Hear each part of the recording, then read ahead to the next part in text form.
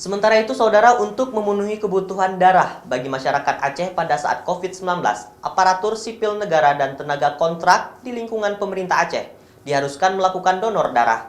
Selama 2 pekan berjalan, pemerintah Aceh telah mengumpulkan 1.000 lebih kantong darah untuk kemanusiaan ini.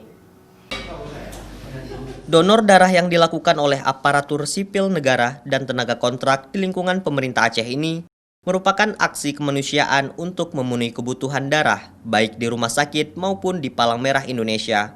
Apalagi kondisi COVID-19, tidak semua pendonor dapat menyumbangkan darahnya seperti kondisi normal biasanya. Aksi donor darah dari ASN dan non-ASN di lingkungan pemerintah Aceh ini hingga kini telah mengumpulkan lebih dari 1.060 kantong darah yang dikumpulkan dari seluruh satuan kerja perangkat Aceh atau SKPA yang secara bergiliran melakukan donor darah setiap harinya. Kepada ASN dan non-ASN ini diminta berpartisipasi untuk melakukan donor darah agar kelangkaan darah dapat diatasi pada saat terjadinya COVID-19 saat ini.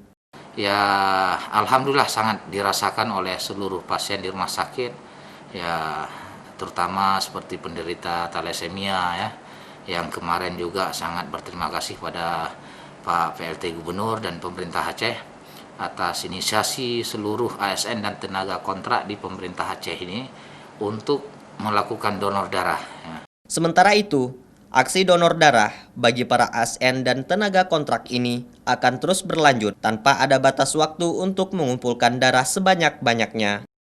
Bahkan, para pendonor dari kalangan pegawai pemerintahan tersebut dapat terus menyumbangkan darahnya secara berkala. Mustajab, Kompas TV, Banda Aceh.